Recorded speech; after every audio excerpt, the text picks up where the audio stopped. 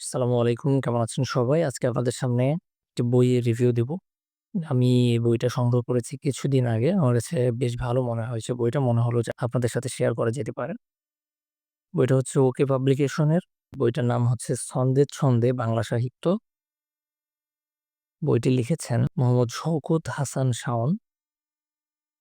তিনি ইংলিশে BA, MA করেছেন ঢাকা বিশ্ববিদ্যালয় থেকে। ইংরেজি বিষয়ে পড়াশোনা করে তিনি কেন আসলে বাংলা সাহিত্যের বই লিখলেন আমি জানি না। তবে বইটাকে আমার কাছে বেশ সাজানো গোছানো মনে হয়েছে। আমার কাছে মনে হয়েছে বইটা পড়ে আ আমি উপকৃত হচ্ছি। আপনারা উপকৃত হতে পারেন। এইজন্য আপনাদের সাথে শেয়ার করা। আ বইটাতে বিভিন্ন লেখকদের যে সাহিত্যকর্ম রয়েছে, সে সকল সাহিত্যকর্মগুলোকে ছন্দ আকারে মনে রাখার কৌশল দেওয়া আছে।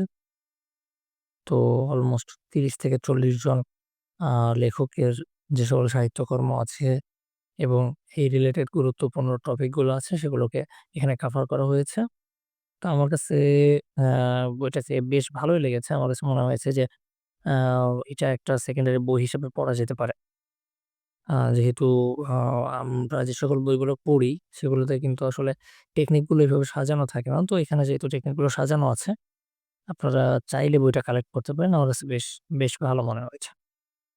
আর শেষের দিকে বেশ কিছু জিনিস দেখলাম। সেটা হচ্ছে কিছু অ্যাডিশনাল ইনফরমেশন তিনি দেবার চেষ্টা করেছেন।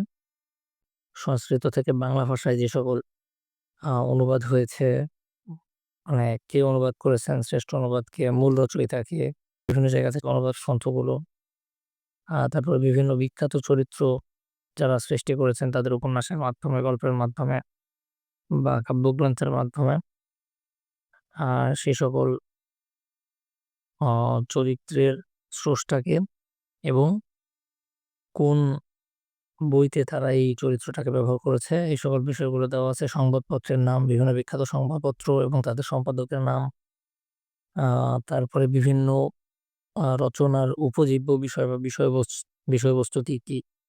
তারপরে বিভিন্ন আ সাহিত্যিকের প্রাচীন যুগ থেকে শুরু করে মধ্যযুগ, আ সকল সাহিত্যিকের যে সকল উপাধি রয়েছে, সে সকল উপাধিগুলোকে আলাদাভাবে দেওয়া আছে। ছদ্মনাম এবং প্রকৃত নাম সম্পর্কিত জিনিসপত্রগুলো রয়েছে। তো আমার কাছে মনে হয়েছে যে এটা আসলে আমরা যদি নোট করি তাহলে নোটটা আসলে যেরকম হতে পারে, আমার মনে হয় যে উনার নোটটাকে উনি আসলে বই আকারে প্রকাশ করেছে, হ্যাঁ? তো বইটা বেশ ভালো। আমার বেশ কাজে লেগেছে। আমার কাছে মনে হয়েছে যে আমি আসলে যেহেতু সময় কম পাই, তো আসলে টেকনিক দিয়ে অ মানে মনে রাখা আমার জন্য ইজি। এইজন্য আমি এটা পড়ি। তার পাশাপাশি আমি অগ্রদূত বাংলা বইটাও পড়ি এবং লাল নীল দীপাবলি আছে। এটা তো পড়া ফরজ প্রত্যেক স্টুডেন্টস এর জন্যই এবং তার সাথে আমার নিজেরও করা একটা নোট আছে, সেই নোটটাও আমি পড়ি। খুব চিকন একটা বই, পাতলা একটা বই। তো আপনারা চাইলে আপনাদের টেবিলে বইটা রাখতে পারেন।